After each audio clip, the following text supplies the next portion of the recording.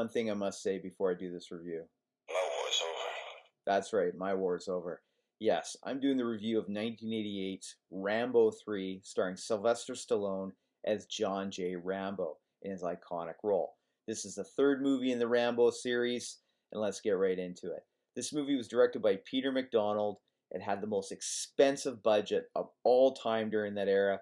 The budget was $63 million, but it also brought in a profit of $189 million in the box office. I've done reviews on Rambo Last Blood and Rambo First Blood Part 2, as well as Rambo 4 and Rambo Last Blood, all 5 movies in the series. So check out my reviews on that on my channel. First off, I'm a huge Stallone fan and a huge Rambo fan before I get into this. I'm also going to warn you, there's going to be some spoilers. So if you've never seen Rambo 3, check it out.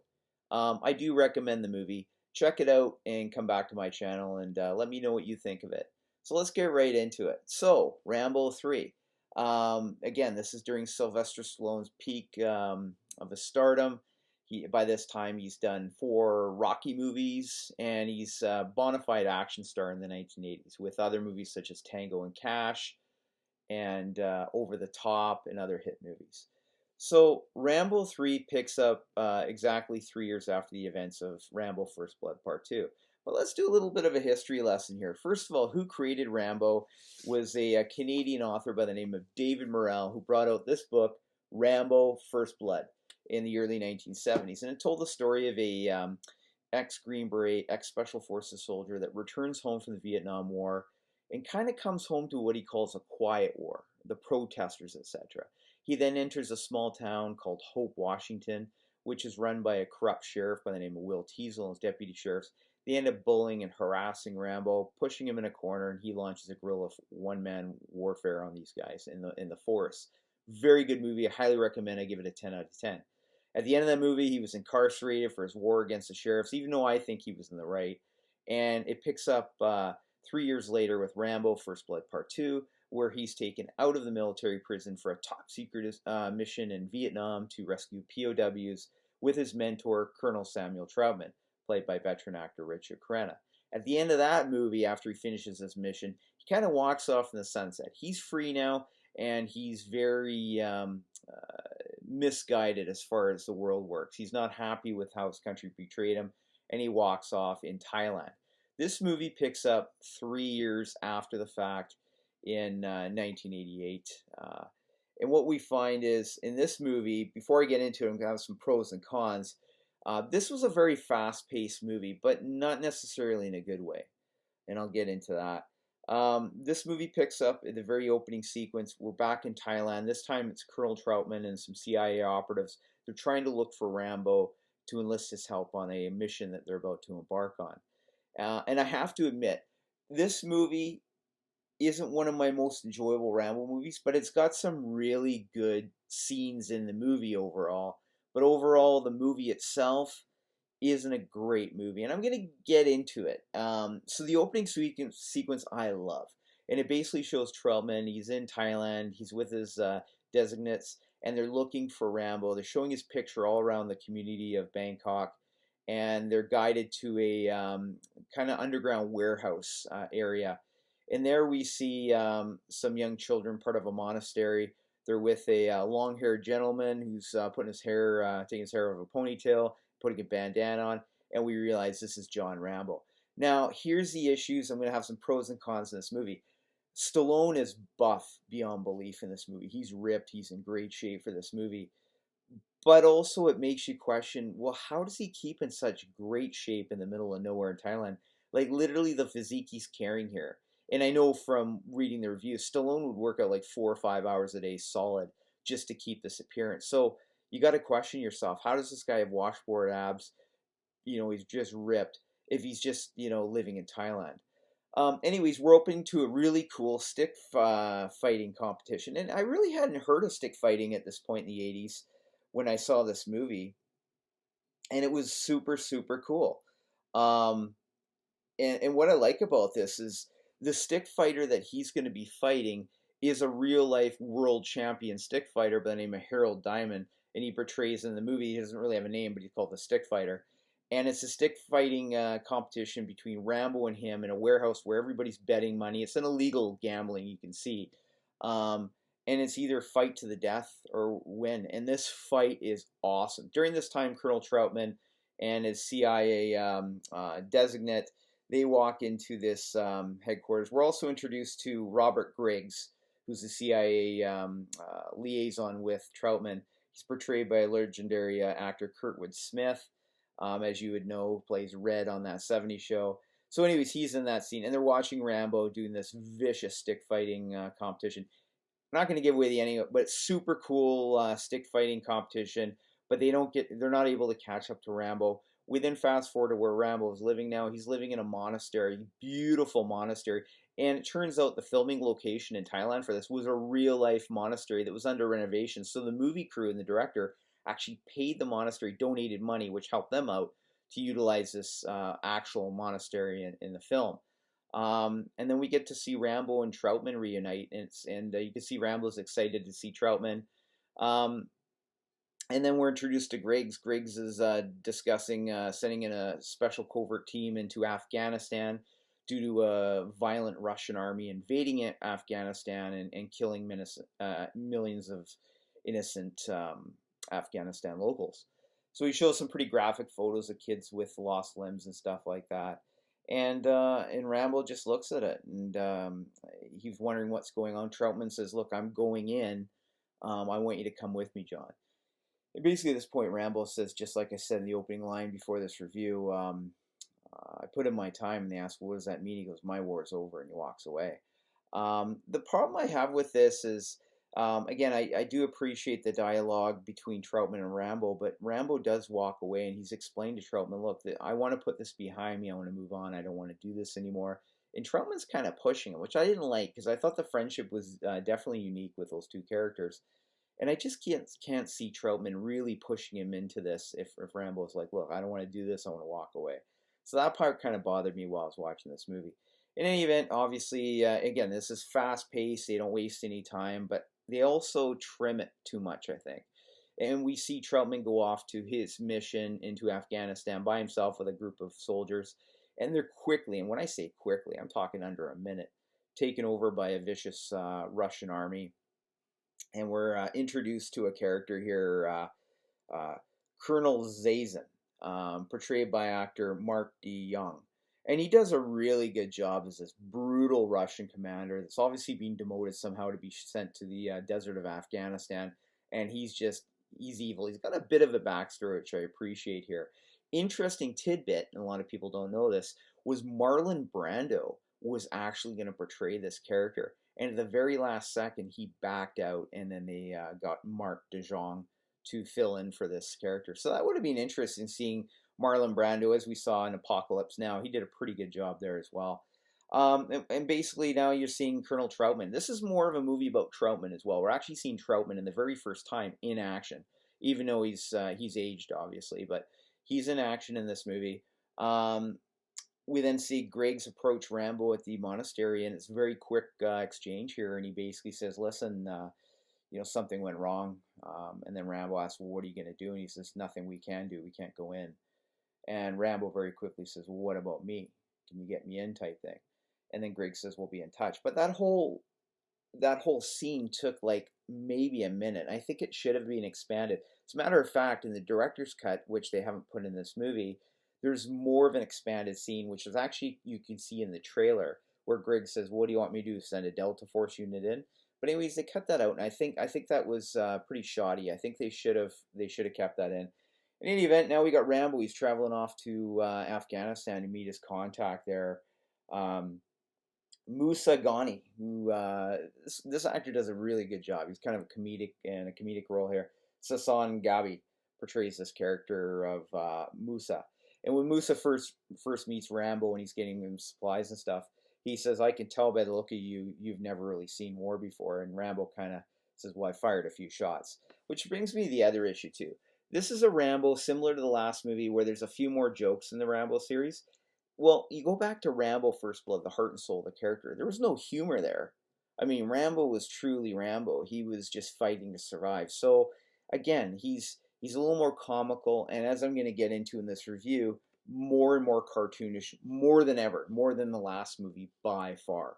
Like just his physical appearance, he doesn't really show any fear in this movie. Whereas if you look back at Rambo First Blood, especially the scene where he's hanging off a cliff, he's showing legitimate fear there. He doesn't show any fear here. He's almost like the Terminator. So I think that kind of works against it. In any event, we're also introduced to another character by the name of Hamid. He's played by a child actor at the time, Duty Shoa, and he does a pretty good job here as well. He plays basically an orphaned boy who wants to help Rambo and help go into the mission.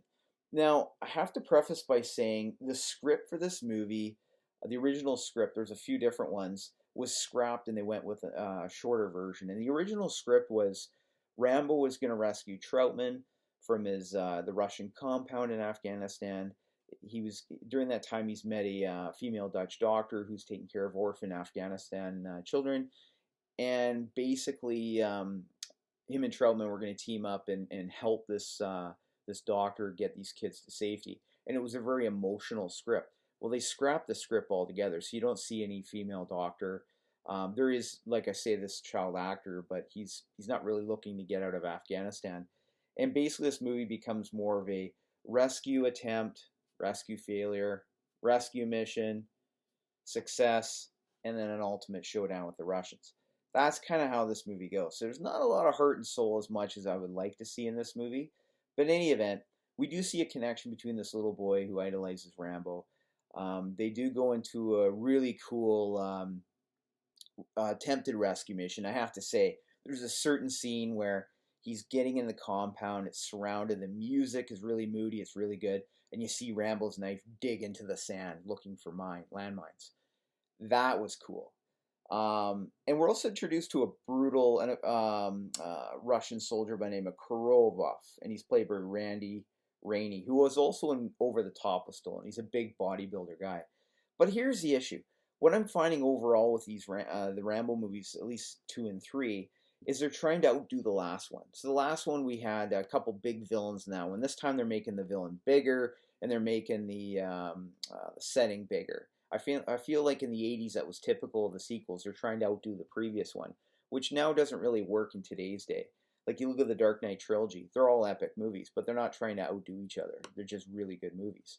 And I found that Rambo 4 would go back to that formula of not trying to outdo the previous movies, as well as even Rambo Last Blood, which is good. But in this movie, they're trying to outdo the previous one. So the scenes are bigger, the fights are epic, and it becomes a little more unbelievable. I will say again, there's some really guilty pleasures in the scene. There's a scene where he has to rescue the child out of this prison camp. He has to abort the mission to save Trautman. And it's a really cool underwater scene where he's facing off against Russian soldiers. But on the other hand, in the same scene, he's also using superhuman strength to remove jail bars from his cement wall, which I thought was kind of comical again. We do see a wounded Rambo. And as we saw in Rambo First Blood, the original movie, Trautman explains he's trained to ignore pain. Well, we're going to see how this really works out now because he's got a big shard of metal through his chest. And let's just say the way he gets it out is super cool. I remember seeing this movie for the first time going, oh my gosh. As a matter of fact, I have to say, whenever I've had a wound myself, like not a wound like that, but an injury, whether I got to take a splinter out, something silly basically, I quickly think back to the scene while saying, well, if Rambo can do it, I can do it. But again, it's so comical. But it's really cool to watch that scene. So I do highly recommend the scene where he basically blows a torch through his body. It's pretty cool. And then they're trying to hunt him, and he actually goes back. And this is similar to Rambo First Blood Part 2. Instead of escaping, he actually goes back into the fight. And there's a really cool scene where he's scaling a mountain. But it's pretty crazy again. Like in the Rambo First Blood, you saw his fear while he was scaling that cliff and hope. But in this movie, he's got no fear, and he's scaling this like Mount Everest straight up hill where at the top, there's Russian soldiers everywhere. I will say, there's a huge kill count in this movie. I'll get into the trivia after, but it's bigger than the last one and bigger during his time in Vietnam even. I gotta say, when Trautman and him fight together, it's pretty cool. There's some jokes there and stuff like that. And I have to say there's a guilty pleasure with a helicopter and his bow and arrow scene. I will say that's great. But the ending is absurd. The ending is truly absurd. Within seconds, and it makes no sense, they're in the middle of the desert, they're surrounded by tanks, Russian tanks, and basically they have nowhere to go. Rambo looks at Trautman and says, "Let's go," out in a blaze of glory. But a split second later, you see all the Afghan rebels that he's been working with coming across the desert on horses. It's just kind of ridiculous. There's a huge helicopter that the main bad guy, the main villain, Colonel Zaizen, flies in. Rambo is able to ride on horseback and get into a tank. And I won't get into the epic finale, but it was just too big. It was basically, he took on the entire Russian army. So going from taking on a few sheriffs in First Blood to this, huge drastic difference. The movie would end in a way that you don't know if there's going to be a sequel or so, but yeah. I will say there's some really good scenes in this movie. Like the horseback riding scene Stallone actually did. He's actually an expert horseman.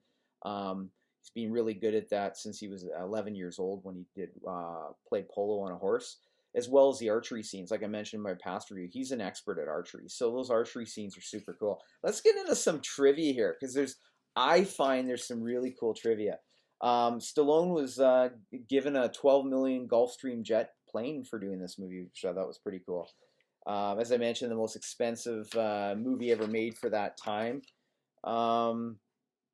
This will be Richard Crenna's last turn as Trautman, because sadly, before the fourth film in 2008 came out, he would pass away in 2003. The horse we see in this movie was also used in Indiana Jones and the Last Crusade, the horse that Indiana Jones rode, which I thought was pretty cool. Stallone was almost decapitated by a helicopter. And after that incident, he actually joked it off, and it says, "At least I would have saved a fortune on haircuts." Again, the character Massoud there was a real-life leader of the Afghan resistance, reference to Ahmad Massoud, a real-life leader of the Afghan resistance. The original director for this movie was actually Russell Macaulay, which was the director who did Highlander. But after a few weeks, he left because of disagreements with the film studio. Some other really cool stuff here.